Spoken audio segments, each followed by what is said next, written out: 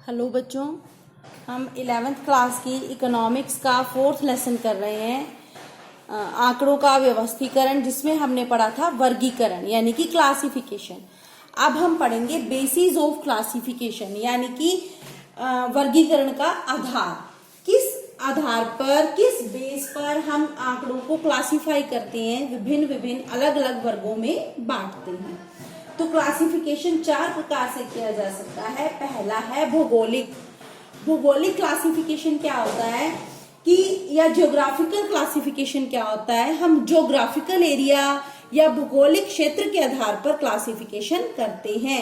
किस एरिया के हिसाब से हम क्लासिफाई करते हैं, वर्गीकरण करते हैं।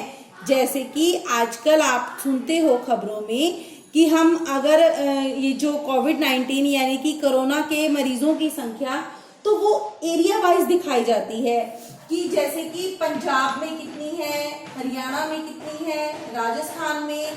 तो हम एरिया वाइज क्लासिफाई करते हैं आंकड़ों को। कुल कितने आंकड़े हैं कोरोना के, और उसको हम एरिया वाइज क्लासिफाई करते हैं। पंजाब में कितने हैं, हरियाणा में कितने हैं, राजस्थान में कितने हैं। तो ये होता है हमारा भौगोलिक वर्गीकरण या फिर ज्योग्राफिकल क्लासिफिकेशन। नेक्स्ट है समय अनुसार, क्रोनोलॉजिकल। क्रोनोलॉजी होता है समय, तो क्रोनोलॉजिकल यानी कि समय अनुसार वर्गीकरण। इसमें हम आंकड़ों को समय अनुसार वर्गीकृत करते हैं, टाइम के हिसाब से उनको क्लासिफाई करते हैं। जैसे कि 2010 में कितना प्रोडक्शन हुआ, फिर 2011 में, 2012 में। तो इस तरीके से, या फिर हम टाइम के हिसाब से, जैसे मंथ वाइज, मान लो अभी हमने लास्ट में कोरोना का एग्जांपल दिया, तो जैसे कि जनवरी में कितने थे मरीज, फरवरी में कितने थे, मार्च में कितने थे। तो हम ईयर या मंथ समय वाइज हम उसका क्लासिफाई करते हैं, उनका वर्गीकरण करते हैं। नेक्स्ट है क्वांटिटेटिव यानी कि मात्रात्मक वर्गीकरण। मात्रात्मक वर्गीकरण क्या होता है, इसमें हम क्वांटिटी के हिसाब से, संख्याओं के हिसाब से वर्गीकरण करते हैं। किसी भी चीज की मात्रा के हिसाब से उसका वर्गीकरण करते हैं। जैसे कि अगर हम उसकी बात करें, किसी की आय की, यानी कि 1000 से 10,000 तक कितने लोगों की आय है, 10,000 से 15,000 कितने लोगों की आय है, 15,000 से 20,000 कितने लोगों की आय है। तो हम उनकी मात्रा के हिसाब से उनका वर्गीकरण करते हैं, संख्या के हिसाब से उनका वर्गीकरण करते हैं। तो वो होता है हमारा मात्रात्मक या फिर संख्यात्मक वर्गीकरण यानी कि क्वांटिटेटिव क्लासिफिकेशन। नेक्स्ट है क्वालिटेटिव यानी कि गुणात्मक वर्गीकरण। क्वालिटेटिव क्लासिफिकेशन क्या होता है कि हम इसमें मात्रा नहीं बल्कि वस्तु के गुणों के हिसाब से, उसकी क्वालिटीज के हिसाब से उनको अलग अलग क्लासेस में, अलग अलग वर्गों में बांटते हैं।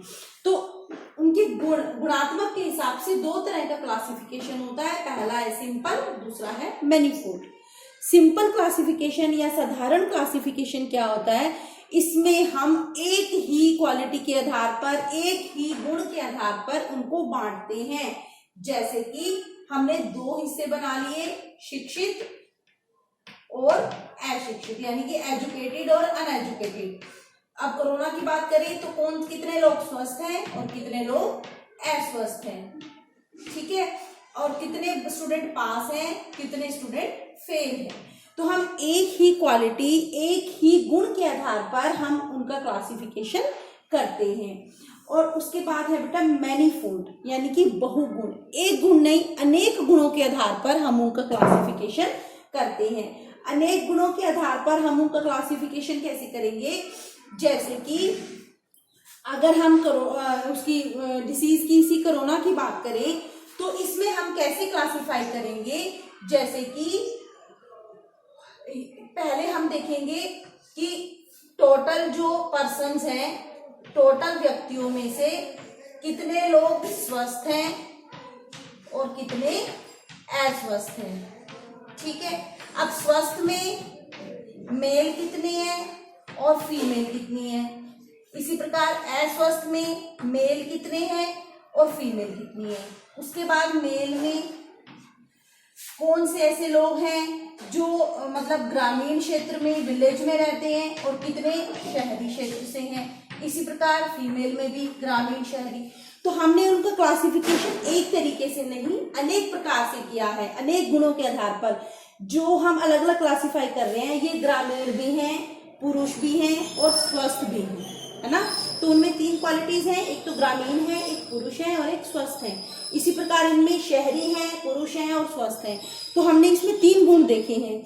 तो हम एक गुण के आधार पर नहीं, अनेक गुणों के आधार पर, विभिन्न गुणों के आधार पर उनको अलग अलग वर्गों में बांटते हैं। ये होता है हमारा मैनीफोल्ड क्लासिफिकेशन, यानी कि बहुगुणी वर्गीकरण।